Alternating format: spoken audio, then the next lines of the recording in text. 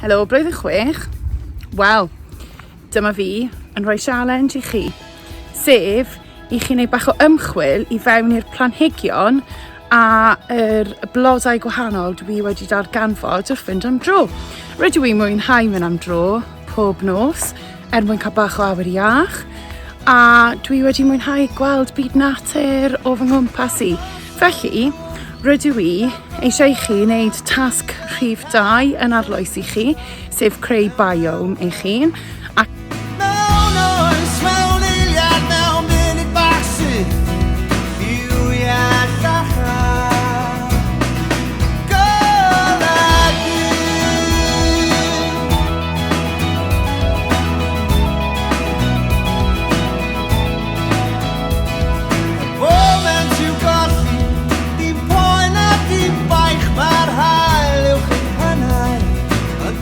fel braich cymylau yn cuddio yng ngwyneb y byd y gan y cariad golygu.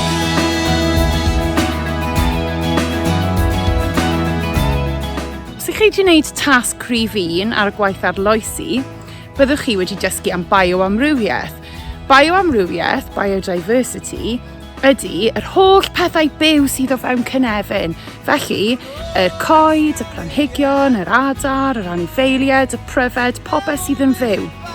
A rydw i wedi bod yn arsylwi a gweld yr holl pethau byw sydd o fy nghwmpas wrth i fi fynd am dro.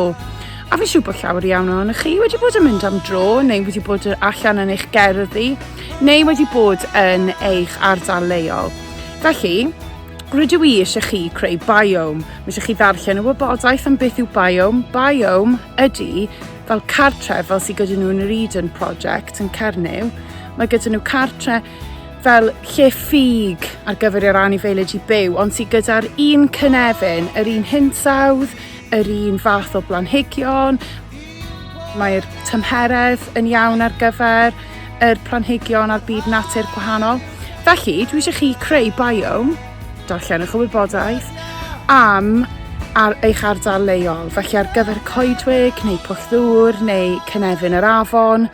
A mae eisiau chi i sgetio lluniau o'r holl planhigion, a pryfed ac adar, a coed a bydde o fewn eich cynefin chi, a pa fath o nodweddion sydd angen ar gyfer y cynefin. Cofiwch, bydde yna ddim anifeiliaid o fewn y biomes yma, achos dwi ddim yn deg i gadw anifeiliaid fwy, mamaliaid o fewn y biomes. Felly, dwi'n edrych ymlaen i weld os ydych chi yn llwyddo gyda fy challenge.